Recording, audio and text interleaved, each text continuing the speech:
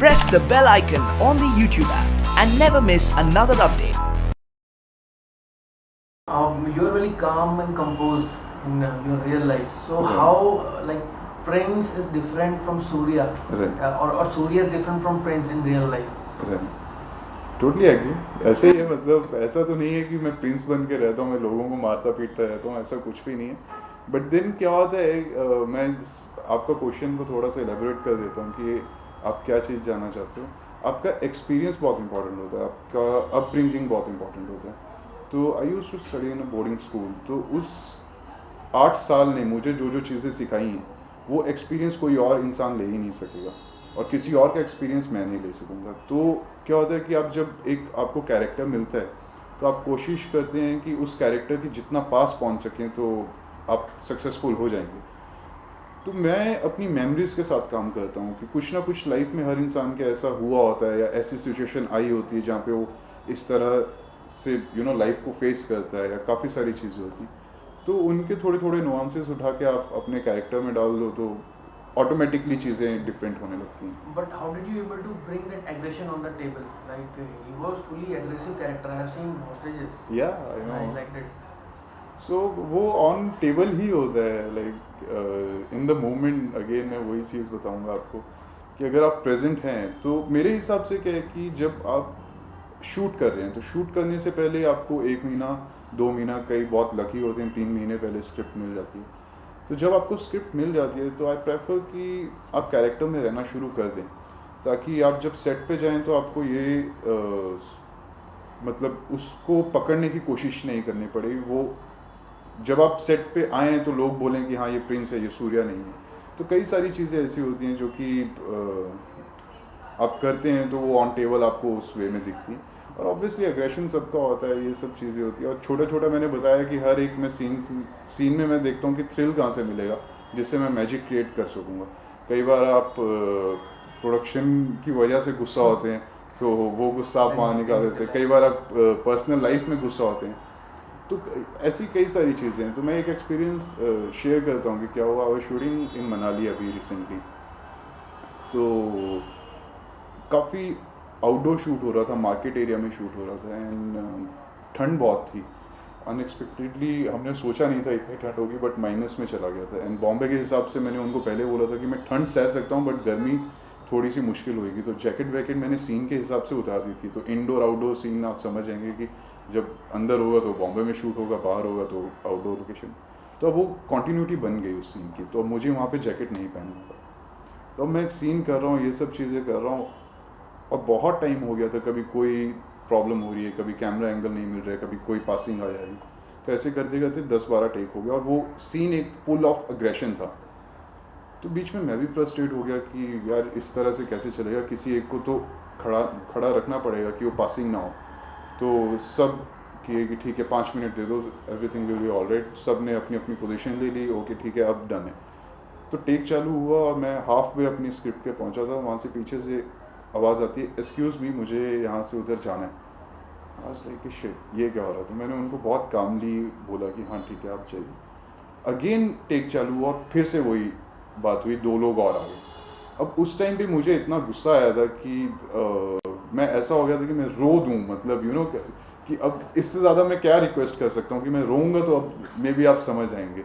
तो वो वाली चीज़ थी. तो मैं वॉकआउट किया थोड़ी देर सेट से. एंड देन मैं कोने में खड़ा था, अपना सर्वर पकड़ के कि शिट अब क्या करना है. तो जो एग्रेशन मेरे उस टाइम चल रहा था तो ऑटोमेटिकली मेरे दिमाग में आया कि वो शिट ये एग्रेशन तुझे वहाँ चाहिए. तो मैं वापस आया, वो सीन किया एंड वो सीन 1 टेक में हुआ. तो आई थिंक ये कई सारी चीज़ें आपको हेल्प करती है. जो आपकी एनर्जीज चल रही होती है आप उसको गैदर करके किस तरह से काम कर सकते हो. तो यस. So वो जो एग्रेशन था, वो जो रोल था, जो वो किरदार आप कर रहे थे, उससे निकलने में कितना टाइम लगा? बिकॉज वो कई बार एक्टर जो बहुत ज़्यादा उसमें घुस जाता है और उसको पकड़ लेता है रोल को, जिस तरह आपने प्रिपरेशन करी. तो अब वो आपको अफेक्ट किया इंटरनली कहीं ना कहीं आपकी पर्सनल लाइफ में? और आई थिंक सो कि इफेक्ट किए है, क्योंकि जब मैंने फर्स्ट टाइम ऐसी कोई मतलब मेथड बोल सकते हैं, मेरा एक्टिंग का प्रोसेस जो होता है वो बोल सकते हैं. तो मैंने फर्स्ट टाइम ऐसा अपने ऊपर अप्लाई किया था, जिस दौरान मैंने कई सारे लोगों से बातचीत बंद की थी कि हाँ ठीक है मुझे ये सब चीज़ें नहीं है. तो वो बातचीत जो बंद हुई है, अभी कोई समझे तो समझे, नहीं समझे तो तब भी ठीक है, like I am happy, they are also happy. तो अभी बातचीत वो बंद जो होगी वो बंद ही है, तो इट्स गुड, मतलब अभी ठीक है, I am working. And secondly जब प्रिंस मैंने किया ही था कंप्लीट, तो आई वाज लकी कि मुझे एक और शो मिल गया था, एंड उस शो का प्रेप वर्क शुरू हो गया। तो मुझे बहुत ज़्यादा टाइम नहीं लगा, क्योंकि ऐसे था कि मैं एक पोर्ट से दूसरे पोर्ट पे जा रहा हूँ, तो फटाफट जो बीच का ट्रैवल एरिया बस वही था, तो उसमें मैं प्रिंस बन के ही रहा 2-4 मतलब 15 दिन, और फिर वापस जाके हेयर कट वगैरह करके सब कुछ करने के बाद दूसरा कैरेक्टर ले गया। तो अभी देखेंगे अभी क्या है, क्योंकि दोनों कैरेक्टर पकड़े हुए हैं। अभी प्रिंस का फिर से लेट्स सी, मतलब अभी कोई स्पॉइलर नहीं दूंगा मैं, but you guys will see कि अभी क्या होगा। तो वापस रखना पड़ता है हमें थोड़ा थोड़ा पार्ट, अगर हमने खो दिया तो वापस आएगा नहीं। Great. And how is to work with your co-actors, especially Ronit sir and Tiska? Ronnie sir के बारे में तो मैंने बताया Yeah, आपको you just told us. कि उनका बहुत बड़ा फ़ैन हुआ और उनके साथ काम करने का मज़ा ही आया है, मतलब एज सच। और मुझे कहीं ना कहीं लगता है सीखने को मिला। कि सीखने को भी काफ़ी सारी चीज़ें मिली हैं। जैसे मैं वर्कशॉप में बताता हूँ, जो मुझे एक बहुत अच्छी चीज़ लगी उनकी, कि वो स्क्रिप्ट के ऊपर किस तरह से काम करते हैं।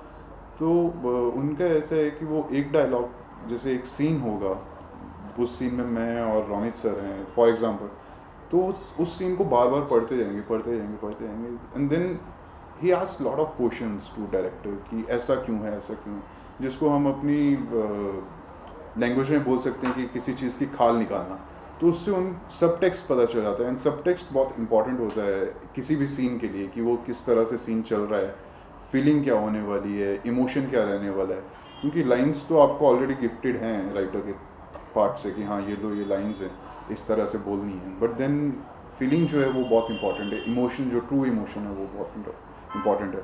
तो ऑब्वियसली स्क्रिप्ट के ऊपर काम करना मैंने रोनित सर से सीखा, एंड अभी मैं वही ट्राई करता हूँ, जो भी मुझे नई स्क्रिप्ट मेरी मिलती है, कि मैं कोशिश करता हूँ कि उसको इतने अच्छे से पढूं ताकि मुझे हर एक चीज़ का पता चल जाए कि ये ऐसा क्यों कर रहा है, अगर कर रहा है तो रीज़न क्या होगा, अच्छा ये यहाँ से वहाँ क्यों गया होगा। There lot of things, small things जो कि डिटेल बनाती हैं आपके कैरेक्टर में। एंड टिस्का मैम के साथ काम करने का भी बहुत मज़ा है। She is a very calm and composed lady, and उनका अगेन ऐसा होता है कि on set she is different, and personally अगर आप उनसे कहीं बाहर मिलते हैं तो वो अलग हैं।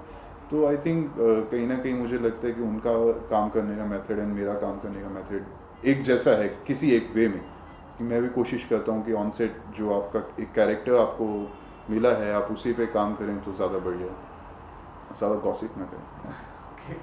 To the point. हाँ जी। Okay. Do you want to talk or reveal about your next projects? मैं थोड़ा बहुत बात कर सकता हूँ इसके बारे में, बट बाकी कई सारी चीज़ें कॉन्फिडेंशियल है, अभी मैं बता नहीं पाऊँगा। तो जो मेरा नेक्स्ट प्रोजेक्ट है वो अगेन अपलॉज एंटरटेनमेंट के साथ ही मैं कर रहा हूँ। It's a web show, I am playing the protagonist and antagonist both. It's a grey character and you will see me doing lot of things, like really lot of things. जैसे Prince को थोड़ी चीज़ें करते हुए देखा ना, but लोगों का कई सारों का फ़ोन आया कि बहुत सारी चीज़ें कर दी, तो इसमें और कई सारी चीज़ें हैं। तो आई एम एक्साइटेड कि वो कैसा होगा। And any one of the dialogues from Hostages? Hostages एक तो क्या है कि वेब अभी ना सेंसर होके आ नहीं रहा है, और प्रिंस के डायलॉग आपको पता है सारे ऐसे हैं। तो मैं जाते जाते आपको एक एंड का डायलॉग बोल सकता हूँ, जिसमें मैं सबको बांध रखे है और वो सिलेंडर लेके आता हूँ, खोल देता हूँ। तो मैं एंड में बोलता हूँ कि जय माता जी री, अब जाना तो सबको ही पड़ेगा। तो ये मेरा डायलॉग है जो कि मैं हॉस्टेजेस से आपको बता सकता हूँ। It's nice talking to you. Same है। Thank you, sir. Thank you so much.